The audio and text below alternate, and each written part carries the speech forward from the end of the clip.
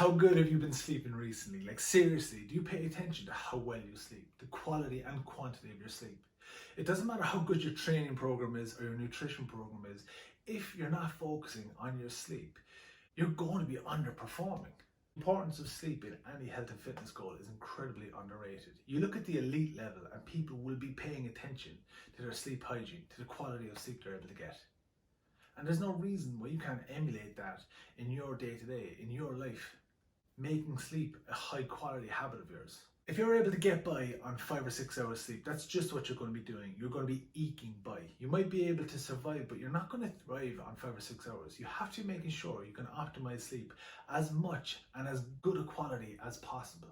But getting good sleep just isn't as easy as deciding I'm going to sleep better. It actually takes practice. It takes, like any other habit, effort, focus, attention, repetition.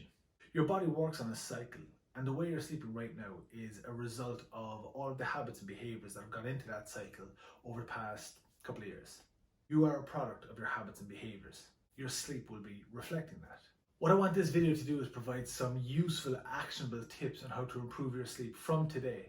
But it's only going to be improved if you put the effort in today and consistently put the effort in tomorrow, the day after, the week after, throughout this month, and make sleep a priority in your day. First off, you want to set a routine. We are creatures of habit. If you can get yourself to bed at a proper time in the evening, your body's rhythm will start to shift and your routine will start to improve if you can set a bedtime as well as a wake time. A lot of us will have an alarm for the morning. There's no reason why you can't have an alarm in the evening to make sure that you are going to bed at a proper bedtime. Paying attention to the food you eat in and around your sleeping times can help improve your sleep.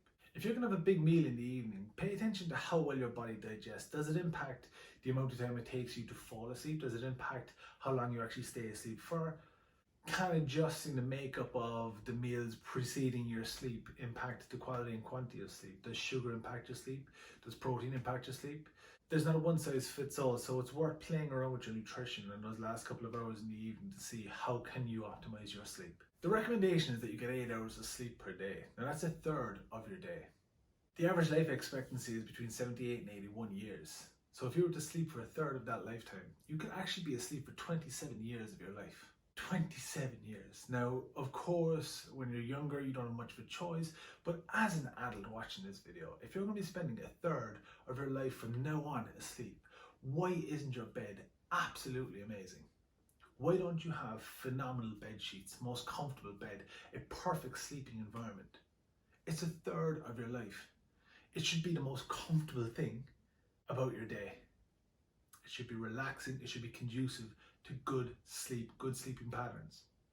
It should be enjoyable, you should want to go to sleep, you should be waking up refreshed. These are worthwhile investments. Invest in your bed, invest in your bedding, invest in your sleeping environment, and you will reap the benefits in your own life. It goes without saying then, in that sleeping environment, that electronics can really impact your sleep. If your evening is going to be spent in front of the TV, looking at a phone, looking at an iPad, looking at a watch, there's so much bombardments of screens. If you then, set your alarm to go to bed, and then you're sitting in your bed looking at an iPad again, or looking at a phone, or your lights go off and there's a blue screen a couple of inches away from your face, it's going to be suppressing your melatonin. It's going to be impacting your sleep. Not to mention the content that's going to be on the phone. If you're on Twitter, if you're on Facebook, if you're reading these articles that are aggravating, aggressive, high energy, mentally charging, these things are not conducive to good, restful sleep. Think about the exposure to electronics in your evening, and also think about the content that you're consuming in the evening. Are these going to impact your sleep? With these tips, they all play well off each other. There's not just one thing you can focus on that's going to impact your sleep. It's going to be a comprehensive approach, and if you want your sleep to underpin your health, your fitness, your mental health, your wellness, I'd advise you to take a few of these and start to implement them as you move forward through this week. There is nothing quite like a deep, restful night's sleep. It can be the powerhouse of your day, of your life, of your habits. It's worth paying attention, it's worth paying money, and it's worth putting time into to make sure you're getting the best sleep possible.